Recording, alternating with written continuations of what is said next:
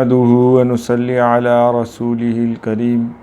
میں حافظ اشرف علی آپ کو اپنے چینل نور الہدایہ میں خوش آمدید کہتا ہوں۔ السلام علیکم ورحمۃ اللہ وبرکاتہ۔ آج کا ہمارا موضوع ہے اللہ کے خوف کے مختلف احوال۔ قرآن شریف کی آیات اور حضور اقدس صلی اللہ علیہ وسلم کی احادیث اور بزرگوں کے واقعات میں اللہ جل شانہ سے ڈرنے کے متعلق جتنا کچھ ذکر کیا گیا ہے، اس کا احاطہ تو بہت دشوار ہے، لیکن مختلف طور پر اتنا سمجھ لینا چاہیے کہ دین کا ہر کمال کا زینہ اللہ کا خوف ہے۔ حضور صلی اللہ علیہ وسلم کا ارشاد ہے کہ حکمت کی جڑ اللہ کا خوف ہے۔ حضرت ابن عمر رضی اللہ تعالیٰ عنہ بہت رویا کرتے تھے، حتیٰ کہ روتے روتے آنکھیں بھی بیکار ہو گئی تھیں۔ کسی شخص نے ایک مرتبہ دیکھ لیا تو فرمانے لگے، میرے رونے پہ تعجب کرتے ہو؟ اللہ کے خوف سے تو سورج روتا ہے۔ ایک مرتبہ ایسا ہی قصہ آیا تو فرمایا کہ اللہ کے خوف سے چاند بھی روتا ہے۔ ایک نوجوان صحابی رضی اللہ تعالی عنہ پر حضور صلی اللہ علیہ وسلم کا گزر ہوا۔ وہ پڑھ رہے تھے، جب فَإِذَا انشَقَّتِ السَّمَاءُ فَكَانَتْ وَرْدَةً كَالدِّهَانِ پر پہنچے تو بدن کے بال کھڑے ہو گئے، روتے روتے دم گھٹنے لگا اور کہہ رہے تھے، ہاں، جس دن آسمان پھٹ جائیں گے، یعنی قیامت کے دن میرا کیا حال ہوگا، ہائے میری بربادی۔ حضور صلی اللہ علیہ وسلم نے ارشاد فرمایا کہ تمہارے اس رونے کی وجہ سے فرشتے بھی رونے لگے۔ ایک انصاری نے تہجد پڑھا اور پھر بیٹھ کے بہت روئے۔ کہتے ہیں، اللہ ہی سے فریاد کرتا ہوں جہنم کی آگ کی۔ حضور صلی اللہ علیہ وسلم نے ارشاد فرمایا کہ تم نے آج فرشتوں کو بھی رلا دیا۔ عبداللہ بن رواحہ رضی اللہ تعالیٰ عنہ ایک صحابی ہیں، رو رہے تھے، بیوی بھی ان کی حالت پر دیکھ کر رونے لگی۔ پوچھا کہ کیوں روتی ہو؟ کہنے لگی، جس وجہ سے تم روتے ہو۔ عبداللہ بن رواحہ رضی اللہ تعالیٰ عنہ نے کہا، میں اس وجہ سے رو رہا ہوں کہ جہنم پر تو گزرنا ہے، نہ معلوم نجات ہو سکے گی یا میں وہیں رہ جاؤں گا۔ زرہ بن عوفی ایک مسجد میں نماز پڑھ رہے تھے، فَإِذَا نُقِرَ فِي النَّاقُورِ پر جب پہنچے تو فوراً گر گئے اور انتقال ہو گیا۔ لوگ اٹھا کر گھر تک لے آئے۔ حضرت خالد رحمۃ اللہ علیہ ایک مرتبہ نماز پڑھ رہے تھے، کل نفس ذائقۃ الموت پہ پہنچے تو بار بار پڑھنے لگے۔ تھوڑی دیر میں گھر کے کونے سے آواز آئی، کتنی بار پڑھو گے؟ تمہارے بار بار پڑھنے کی وجہ سے 4 جن مر چکے ہیں۔ ایک اور صاحب کا قصہ لکھا ہے کہ پڑھتے پڑھتے جب وَرَدُّوا إِلَى اللَّهِ مَوْلَاهُمُ الْحَقِّ پر پہنچے تو ایک چیخ ماری اور تڑپ تڑپ کے مر گئے۔ اور بھی اس قسم کے واقعات کثرت سے ذکر ہیں۔ حضرت فصیل مشہور بزرگ ہیں، اللہ کا خوف وہ کہتے ہیں کہ اللہ کا خوف ہر خیر کی طرف رہبری کرتا ہے۔ حضرت شبلی رحمۃ اللہ علیہ کے نام سے سب ہی واقف ہیں۔ وہ کہتے ہیں، جب بھی میں اللہ سے ڈرا ہوں، اس کی وجہ سے مجھ پر حکمت اور عبرت کا ایسا دروازہ کھلا ہے جو اس سے پہلے نہیں کھلا۔ حدیث میں آیا ہے، اللہ جل شانہ فرماتے ہیں کہ میں نے اپنے بندے پر 2 خوف جمع نہیں کرتا اور 2 فکریاں نہیں دیتا۔ اگر دنیا میں مجھ سے بے فکر رہے تو قیامت میں ڈراتا ہوں، اور دنیا میں ڈرتا ہے تو آخرت میں بے فکری عطا کرتا ہوں۔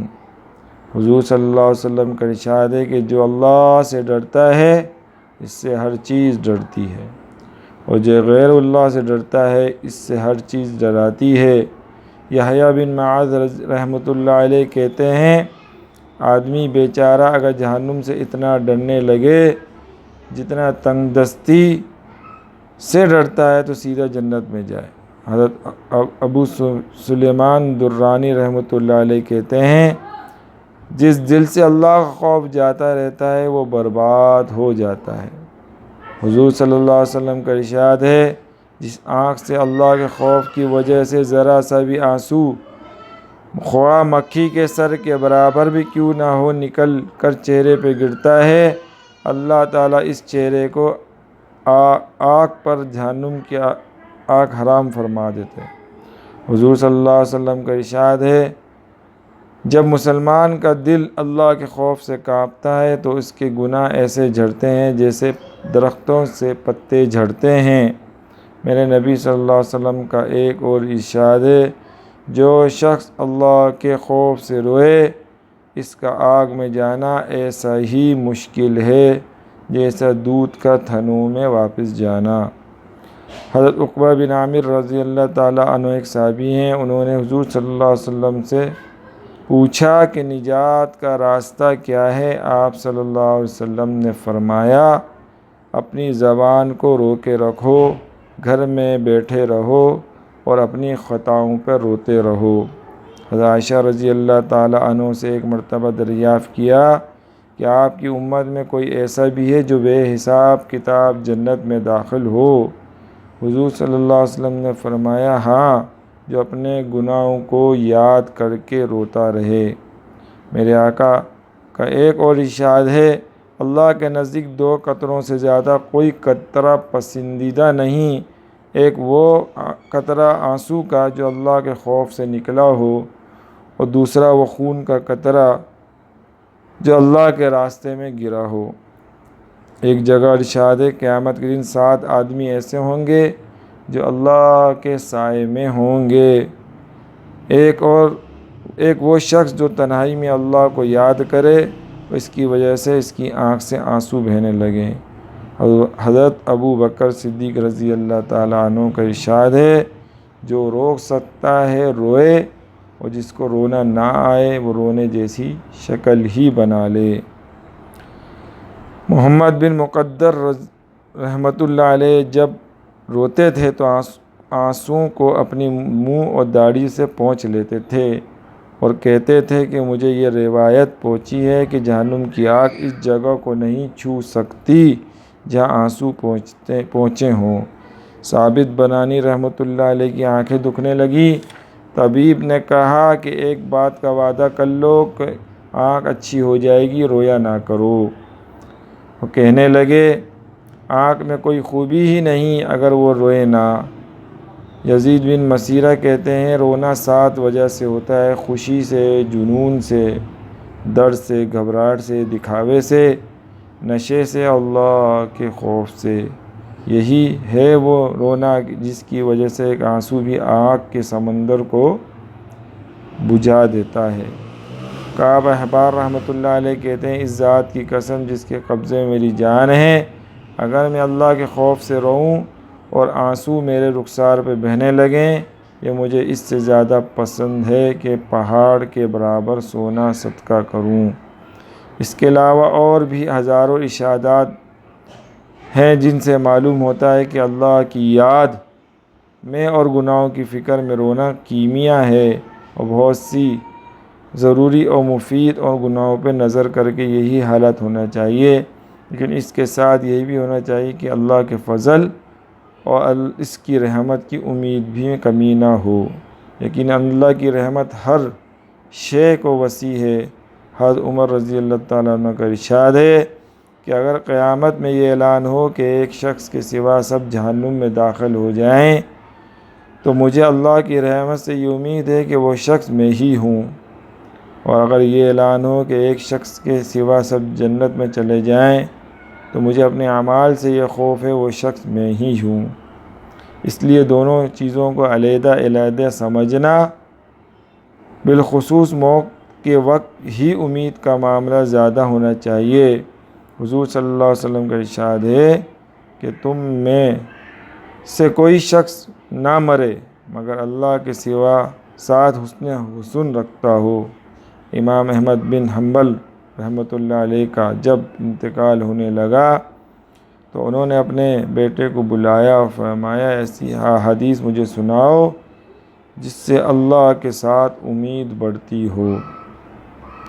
بس میرے بھائیو، دوستو، بزرگوں، ہم گناہوں کی زندگی گزار رہے ہیں اور گناہ پہ گناہ کیے جا رہے ہیں۔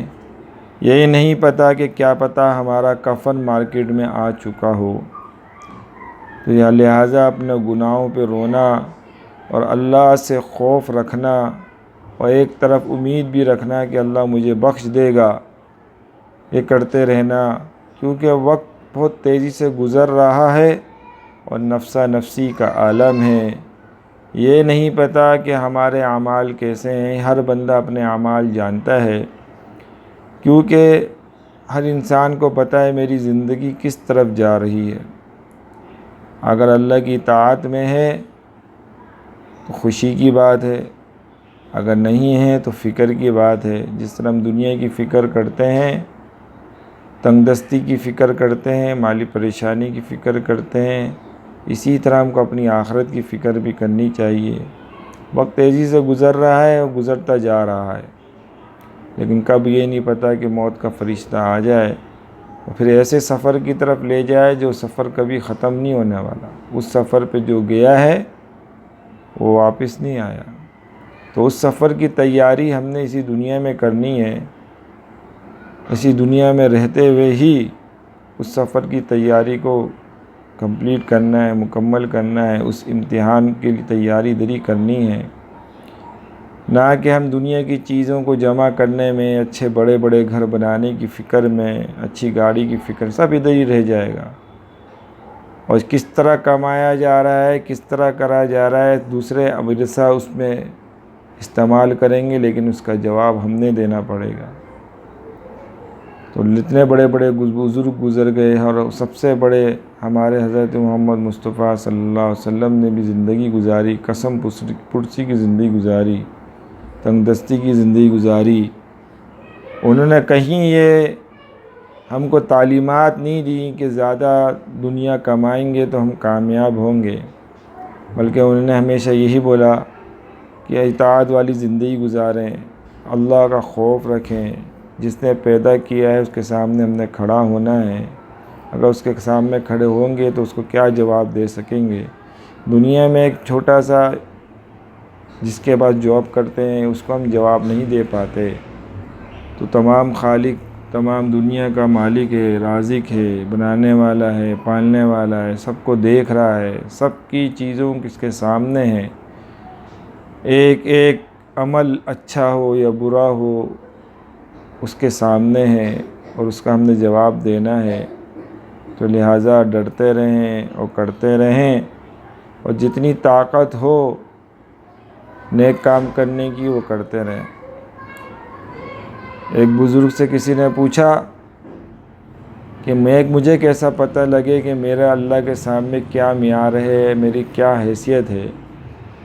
تو انہوں نے بولا کہ یہ دیکھ لو کہ کس کام میں لگے ہوئے دنیا میں ہو، اللہ نے آپ کو کس کام میں لگایا ہوا ہے۔ اگر آپ اپنے دین کی سر بلندی میں لگے ہو، اپنی آخرت بنانے میں لگے ہو، نبی کی دین کی محنت میں لگے ہو، تو سمجھو اللہ آپ سے خوش ہے۔ جبھی اللہ نے اپنی دین کی محنت میں لگایا ہوا ہے۔ اگر نہیں، دنیا ہی کمانے میں لگے ہو، صبح سے لے کے شام تک دنیا میں لگے ہوئے ہو، تو بڑی فکر کی بات ہے۔ اس کا مطلب ہے اللہ ہم کو ناراض ہے، کیونکہ دنیا کا مل جانا اس چیز کی دلیل نہیں کہ اللہ آپ سے خوش ہے۔ اللہ کی خوشی کی دلیل اس بات کی ہے کہ اللہ نے سجدے کی توفیق دی، گناہوں سے بچنے کی توفیق دی، حلال و حرام کی تمیز دی، تو اس چیز کی دلیل ہے کہ اللہ ہم سے راضی ہے۔ اگر ہماری ویڈیو آپ کو پسند آئی ہے تو ہماری ویڈیو کو لائک کریں، شیئر کریں، سبسکرائب کریں، تاکہ ہر آنے والی ویڈیو آپ تک پہنچتی رہے۔ آپ اپنا خیال رکھیے گا۔ اللہ آپ کا حامی و ناصر ہو۔ السلام علیکم ورحمۃ اللہ وبرکاتہ۔